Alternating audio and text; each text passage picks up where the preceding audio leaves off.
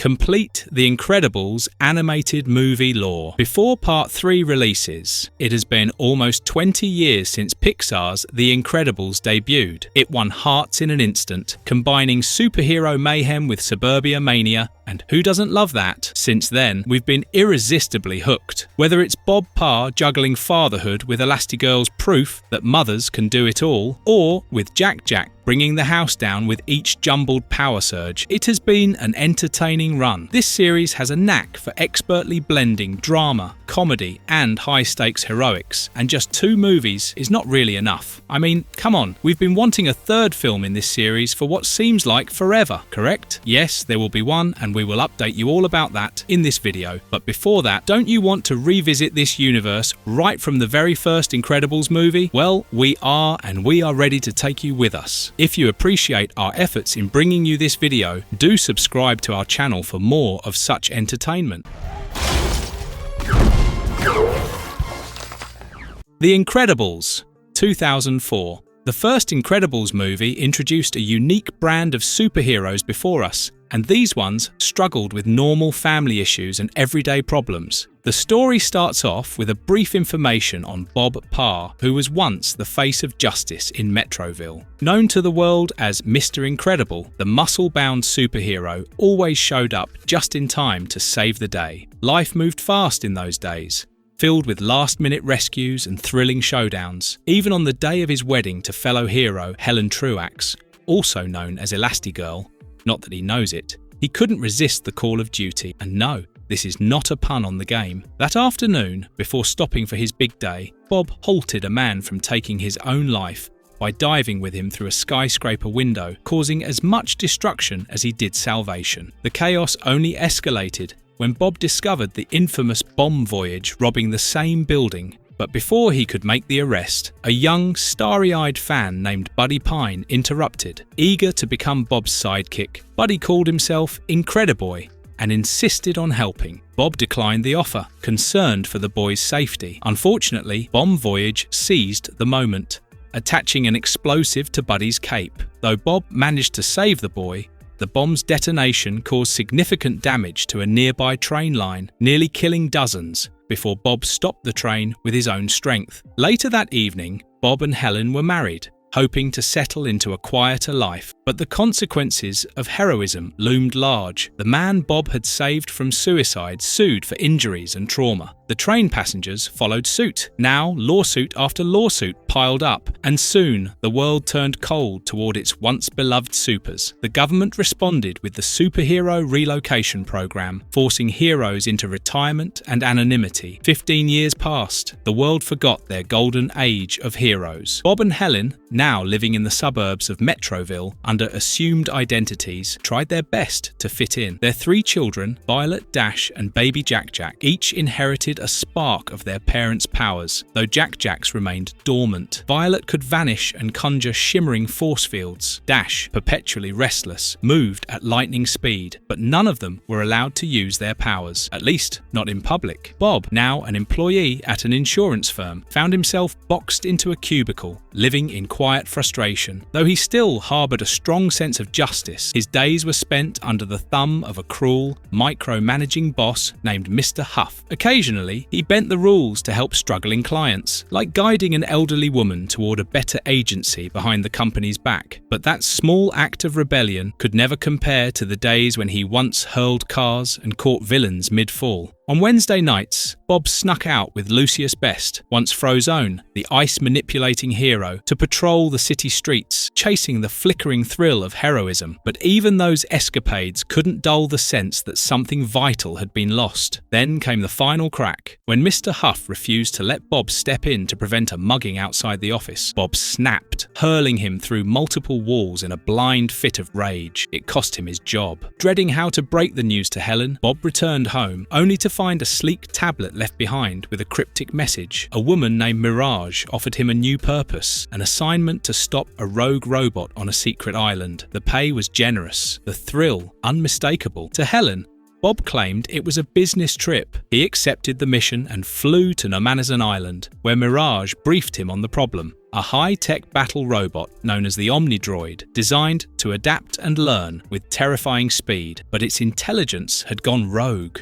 It no longer accepted commands and was wreaking havoc in the jungle. Dropping into the thick wilderness, Bob faced the machine head-on. Though the battle was intense, he managed to outsmart it, tricking the robot into tearing out its own power source. He returned home invigorated. For the first time in years, he felt alive. He began working out again, rekindled his connection with Helen and the kids, and even visited Edna Mode, the eccentric designer of superhero gear, to repair his old suit. She insisted on making a new one instead, streamlined, modern, and, most importantly, no cape. The dangers of capes, she warned, were far too real. Soon, Mirage contacted Bob again. Another mission awaited, but this time, things went differently. The Omnidroid had evolved, bigger, smarter, deadlier. In the middle of the fight, Bob was captured and confronted by the robot's true mastermind, Syndrome. It didn't take long for Bob to recognize the man behind the gadgets and jet boots, Buddy Pine. All grown up and filled with resentment, Syndrome revealed that his ultimate plan was vengeance, not just against Bob, but against all supers. He had been luring heroes to his island for years, using upgraded Omnidroids to kill them one by one. He would later unleash the perfect version on Metroville, only to swoop in himself and defeat it using a remote, casting himself as the new self-made hero. While boasting, Syndrome accidentally flung Bob into a river. Thinking quickly, Bob faked his death by hiding among the bones of another fallen super, Gazabeam, an old friend. Etched into the cave wall was one final message: Kronos. That word led Bob to a hidden terminal where he discovered Operation Kronos, the systematic extermination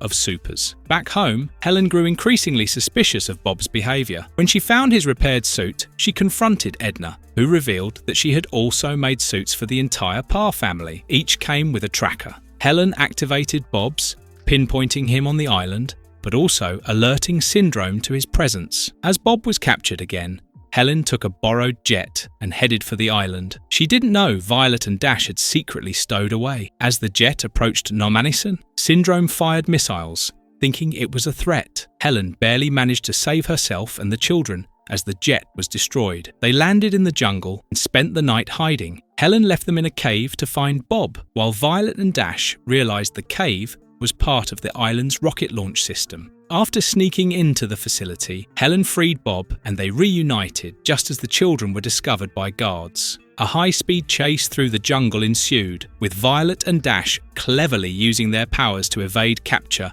and hold their own against the island's high-tech security forces. Eventually, the family reunited and faced their enemies together, fighting off guards, improvising attacks, and protecting one another. Syndrome was stunned to see not just Bob, but his entire superpowered family in matching suits. He imprisoned them all, boasting once more about his plan. He would unleash the Omnidroid on Metroville, fake its defeat, and retire as a beloved hero. Then, he'd sell his inventions to the masses, making everyone super, and in turn, making the idea meaningless.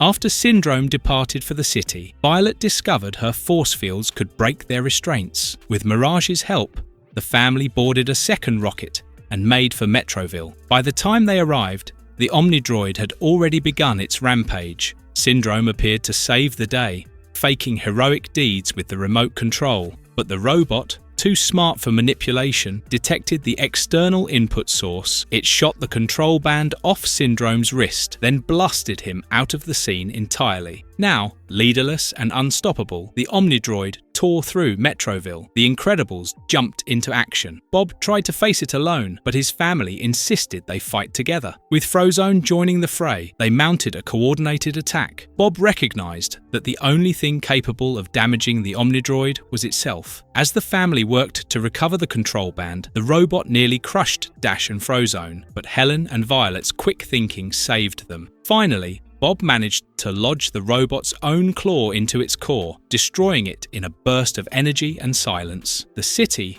once terrified, erupted in cheers. The Incredibles had returned, and this time as a family. Their victory was short-lived. At home, the babysitter called in a panic. Something was wrong with Jack. As they raced back, Syndrome, battered but alive, intercepted them. Hovering above their house in a stolen jet, he immobilized the family and declared he would raise Jack Jack as his own, a twisted echo of his old desire to be part of Bob's world. But Syndrome had underestimated the baby. As he tried to escape with Jack Jack, the child's dormant powers exploded to life. Fire, lightning, metal. Jack Jack transformed through a cascade of powers, forcing Syndrome to drop him. Helen caught the baby, safe and sound. Bob hurled a car at Syndrome's retreating ship, and the villain's cape, Edna's fatal fashion flaw, caught in the turbine. It sucked him into the engine, ending his story in a flash. The crashing debris of the jet threatened to destroy the Parr's home, but Violet,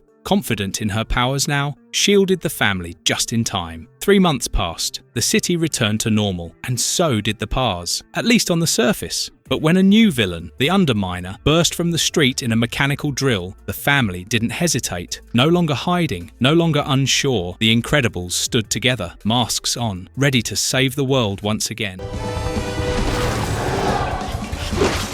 The Incredibles 2, 2018. Being the very first Pixar film that picks up immediately where the previous chapter of their story ended, the Parr family finds themselves face to face with the villainous Underminer. As buildings tremble and the ground splits apart, the Incredibles, joined by their trusted ally Frozone, leap into action. They fight not for glory, but to prevent chaos from claiming the city. The Underminer escapes in the end, but the family narrowly halts his massive drilling machine just in time, preventing devastation. Their reward, however, is not gratitude, but arrest. Accused of property damage and vigilantism, the family is scolded by authorities who are less concerned about the lives saved and more about the destruction left behind, and the fact that the criminal got away. The old frustration returns. Being a superhero is still illegal, no matter how many people they save. Honestly, where is a little gratitude, people? Bob Parr, the ever-passionate patriarch, turns to Rick Dicker, the tired government agent overseeing the super relocation program. But even Rick admits defeat. After dropping the Parrs off at a modest motel, he tells them the program is being shut down due to the fallout from the incident. The family is officially on their own. With a tinge of finality, he wishes them luck. Bob and Helen thank him, understanding the weight of what this means. That night over dinner, the emotional weight settles across the table. The children, still glowing with the thrill of recent action, voice their desire to continue helping, to be the heroes they know they can be. But Helen, the more cautious of the two parents, reminds them that fighting the bad guys on a remote island during a crisis was one thing. Waging battles in a civilian city is another. Supers are still illegal, she insists, and the law must be respected. Bob, ever the optimist and idealist, disagrees. The conversation grows tense before tapering off into uneasy silence. Violet quietly admits that, despite everything, working together as a family had been exhilarating. That tender truth brings a moment of pause. Helen and Bob soften, recognizing how much they've all changed. Shortly after, Frozone pays a visit with unexpected news. A new opportunity has arisen, an invitation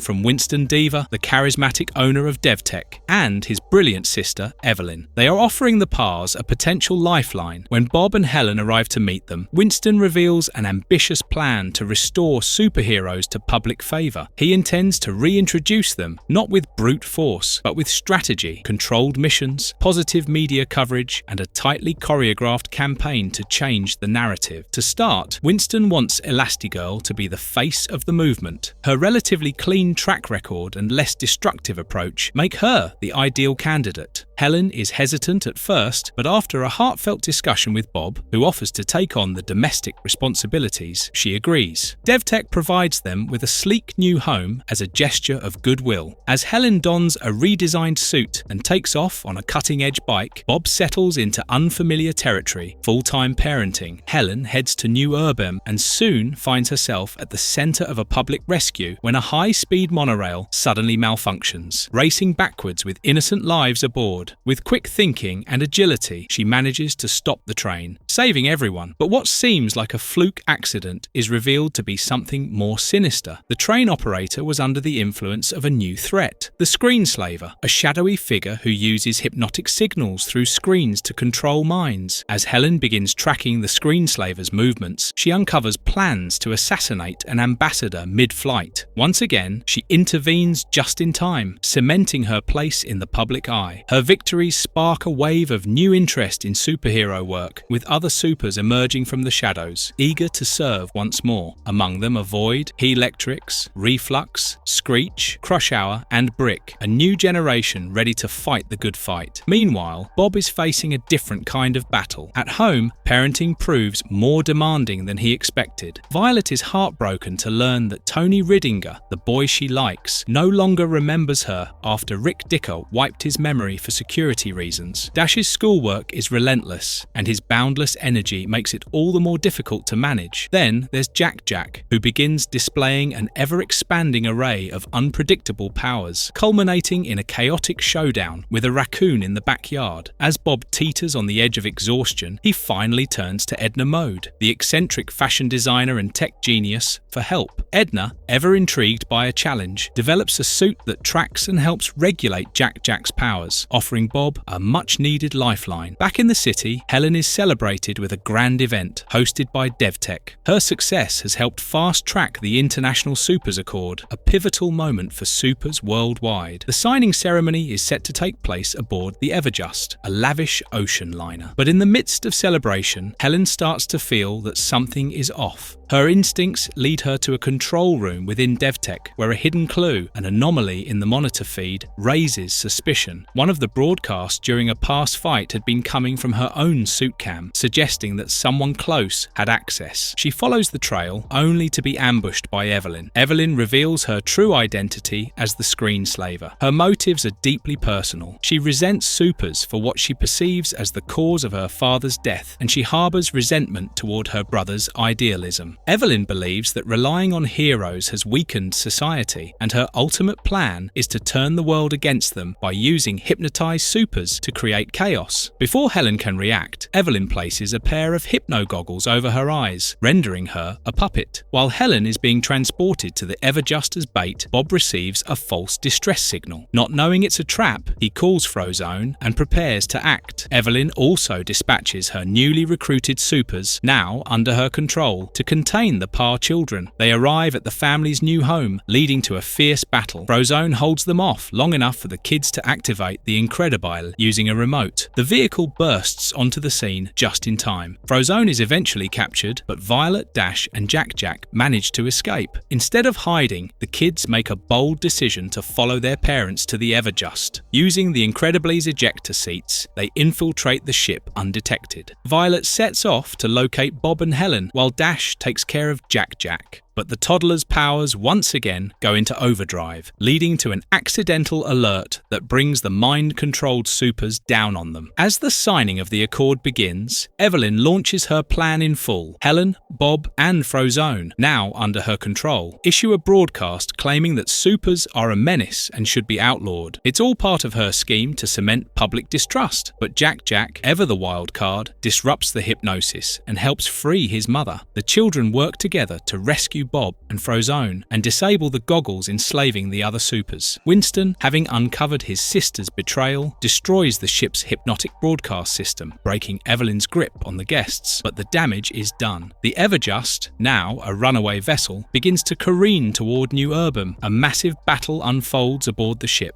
The supers, freed from hypnosis, rally to prevent catastrophe. Together, the Parrs, Frozone, and their allies manage to bring the ship to a halt just before it crashes into the city. Evelyn attempts to flee in a jet tethered to the ship, but Helen gives chase. After a tense aerial pursuit, she captures her. Evelyn, though bitter and unrepentant, quietly acknowledges that Helen saved her life. She is arrested and her plans are brought to light. Winston, heartbroken by his sister's actions, apologizes to Helen for not seeing it sooner. Thanks to their collective bravery, supers are fully legalized once more. In the aftermath, life begins to shift toward normalcy. Violet, reclaiming a small part of her teenage life, prepares for her first official date with Tony. The family accompanies them to the theater, excited for a fresh start. But just as the movie is about to begin, the Parrs spot a group of bank robbers speeding through the streets, weapons drawn. With a shared understanding, they spring into action, leaving Tony behind with the promise to return soon. Their masks are on, not in secret this time, but as heroes recognized and accepted by the world they've sworn to protect. The Incredibles 3, all we know so far. After 2 critically acclaimed and commercially successful films in the Incredibles series, audiences have become devoted fans of the brand. Fans who can't wait for the Parr family's next journey are ecstatic about the possibility of a third film. Guess what? We have a good news for them. Fans of the Parr family of superheroes are in luck since in August 2024, at Disney's D23 Expo, Pixar officially confirmed that they would be producing Incredibles 3. The official release date has not been announced yet, but rumors suggest that this highly awaited sequel might hit theaters between 2026 and 2027. Even though we don't know who exactly will be lending their voices, we'd be surprised if Craig T. Nelson, Holly Hunter, Sarah Vowell, or Samuel L. Jackson weren't involved. But you know who is definitely returning? Brad Bird. Yes, he has returned to the positions of writer and director once again, so fans can rest assured that with his signature mix of comedy, heroism, and heart, his return bodes well for Incredibles' franchise future. In fact, during the early drafting for Incredibles 3 in December 2024, it was said to be shaping up to be a really cool script. But other than that, very little has been released by them about this new Incredibles' plotline. However, despite Pixar's tight rein on narrative specifics, Brad Bird has dropped hints that several characters and storyline points from Incredibles 2 that were cut might end up in Incredibles 3. So, if we go by Bird's previous statements and Pixar's creative history, we should anticipate a more in-depth examination of the Parr family. Besides, third film may jump in time and show a teenage Jack. Different generational relationships, considering the time jump between the first and second movie was of mere minutes. Anyhow, it seems like we still have some time to bid before more solid information about the movie comes out, but whenever that is, it seems like the wait for The Incredibles 3 will be worth it. We know many of you have faith that Pixar is giving this sequel its full attention, since the creative team has been reconstituted and the plot is in its early stages of production. Fortunately, when the right moment arrives, more information will be posted via Pixar's official channels and in the upcoming D23 of the subsequent years. Fans of all ages, from kids to parents to young people with a soft spot for the iconic movies, have flocked to the Incredibles series. Critically acclaimed and commercially successful, The Incredibles 2004 and its sequel, The Incredibles 2018, were both huge hits with audiences. By effectively combining superhero action with touching family stories, the series has become an enduring part of Pixar's legacy. Additionally, the upcoming movie will join Toy Story 3 and Cars 3 as Pixar franchises that have become a trilogy. To wrap it up, the hype surrounding the third movie in the Incredibles franchise is very real, especially for longtime fans. The return of Brad Bird and the promise of fresh ideas make The Incredibles 3 one of the most anticipated animated films of the decade. Trust me when I say that this superhero family is far from done in saving the day. If you want to be a superhero for us, do hit the like button and subscribe to our channel for more of this cartoon awesomeness.